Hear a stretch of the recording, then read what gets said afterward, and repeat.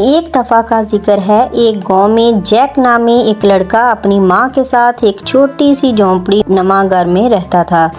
وہ بہت غریب تھے اور ان کے پاس صرف ایک ہی چیز تھی، ان کی گائے جس کا نام ملکی تھا۔ ہر روز ملکی دودھ دیتی تھی جسے جیک اور اس کی ماں گاؤں کے بازار میں بیچ کر اپنا گزر بسر کرتے تھے۔ لیکن ایک دن بدقسمتی سے ملکی نے دودھ دینا بند کر دیا، جس سے جیک اور اس کی ماں شدید پریشانی میں مبتلا ہو گئے۔ جیک کی ماں نے آہ بھرتے ہوئے کہا، اب ہمیں ملکی کو بیچنا ہوگا، جاؤ اسے بازار میں بیچ کر جتنے بہتر دام مل سکے لے آؤ۔ جیک کو اپنی گائے سے بہت محبت تھی، لیکن وہ جانتا تھا کہ ان کے پاس اب کوئی اور راستہ نہیں بچا تھا۔ مجبوراً جیک ملکی کو لے کر بازار کی طرف روانہ ہو گیا۔ راستے میں جیک کی ملاقات ایک عجیب و غریب آدمی سے ہوئی جو رنگ برنگے کپڑوں میں ملبوس تھا۔ اس آدمی نے جیک اور ملکی کو دیکھا اور مسکراتے ہوئے بولا، خوبصورت گائے کہاں لے جا رہے ہو بچے؟ جیک نے جواب دیا، میں اسے بازار میں بیچنے جا رہا ہوں۔ آدمی نے اپنی جیب سے 5 چھوٹے سے دانے نکالے اور بولا، کیوں نہ میں تمہیں پیسوں کی بجائے یہ جادوئی دانے دے دوں؟ جادوئی دانے؟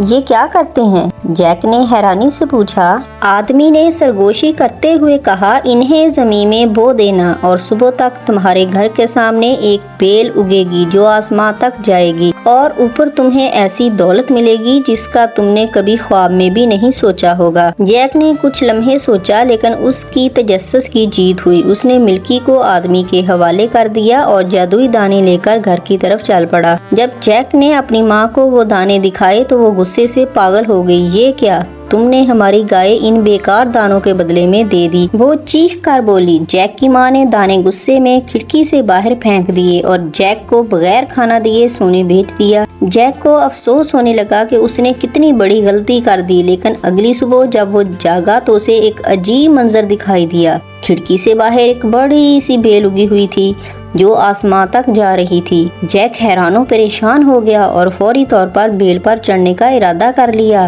بغیر کچھ بتائے وہ بیل پر چڑھنا شروع ہو گیا اور چڑھتے چڑھتے وہ بادلوں سے بھی اوپر پہنچ گیا۔ جب وہ اوپر پہنچا تو اس نے ایک عجیب دنیا دیکھی جہاں ہر چیز بہت بڑی تھی، بڑے بڑے درخت، بڑی بڑی کلیاں اور دور ایک بہت بڑا پتھریلا محل دکھائی دیا۔ جیک اس محل کی طرف چل دیا۔ جب وہ محل کے دروازے تک پہنچا تو اسے کھولنے میں بڑی مشکل ہوئی کیونکہ وہ دروازہ بہت بڑا تھا۔ اندر جا کر اس نے خود کو ایک بہت بڑے باورچی خانے میں پایا جہاں ایک دیو ہیکل عورت تھی۔ عورت نے جیک کو فوراً دیکھ لیا اور حیرانی سے بولی، تم کون ہو اور اس محل میں کیا کر رہے ہو ننھے بچے؟ میں جیک ہوں اور میں اپنی قسمت آزمانے کے لیے یہاں آیا ہوں، جیک نے تھوڑا ڈرتے ہوئے جواب دیا۔ دیو ہیکل عورت نے ہمدردی سے جیک کی طرف دیکھا اور کہا، تمہیں بھوک لگی ہوگی، آؤ میں تمہیں کچھ کھانے کو دوں گی، لیکن جلدی چلے جانا، میرے شوہر کے آنے سے پہلے۔ وہ ایک دیو ہے اور اسے بچوں کو کھانے کا بہت شوق ہے۔ جیک یہ سن کر کانپنے لگا، لیکن بھوک نے اسے رکنے پر مجبور کر دیا۔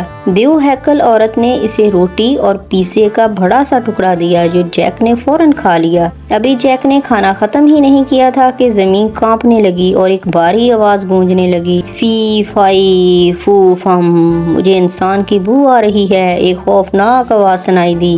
دیو ہیکل عورت نے جلدی سے جیک کو ایک الماری میں چھپا دیا۔ اچانک ایک بڑا سا دیو باورچی خانے میں داخل ہوا۔ اس نے ہوا میں ناک سونگھتے ہوئے کہا، مجھے انسان کی بو آ رہی ہے، کہاں ہے وہ، زندہ ہو یا مردہ؟ میں اس کی ہڈیاں پیس کر کھا جاؤں گا۔ بکواس نہ کرو، دیو ہیکل عورت نے کہا، تم ہمیشہ وہم کرتے ہو، آؤ بیٹھو اپنا ناشتہ کرو۔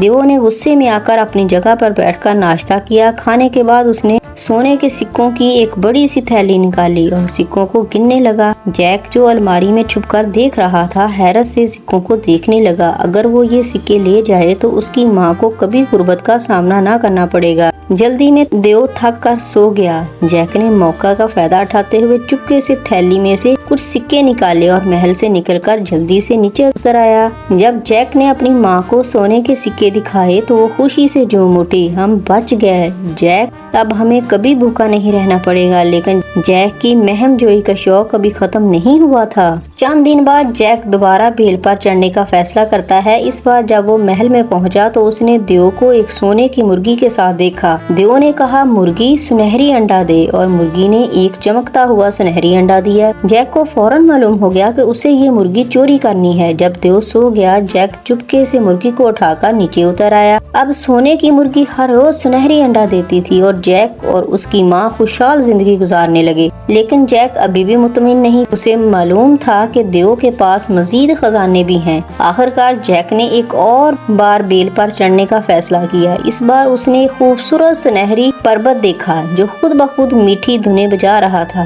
جیک نے جب پربت اٹھایا تو وہ اچانک چلا اٹھا، مالک مالک، کوئی مجھے چرا رہا ہے۔ دیو فوراً جاگ گیا اور غصے میں جیک کے پیچھے دوڑ پڑا۔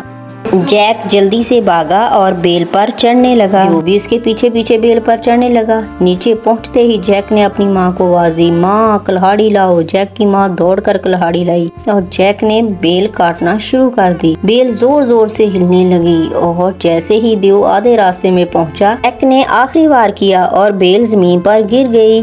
دیو زمین پر گر کر دھڑم سے مرا پڑا تھا۔ جیک اور اس کی ماں حیران کھڑے تھے۔ دیو مر چکا تھا اور بیل بھی ختم ہو چکی تھی۔ اب ان کے پاس سونے کی مرغی بربت بھی تھا اور ہمیشہ خوشحال زندگی گزارنے لگے۔ اس کے بعد جیک اور اس کی ماں خوشیوں بھری زندگی بسر کرنے لگے۔ مرغی ہر روز سنہری انڈا دیتی اور بربت میٹھی دھنیں بجاتا تھا۔ جیک نے یہ سیکھا کہ کبھی کبھار تھوڑی سی ہمت اور تجسس بڑی مہم جوئی کی طرف لے جا سکتا ہے، لیکن احتیاط ہمیشہ ضروری ہے۔ یوں جیک اور اس کی ماں ہمیشہ خوش خرم رہے۔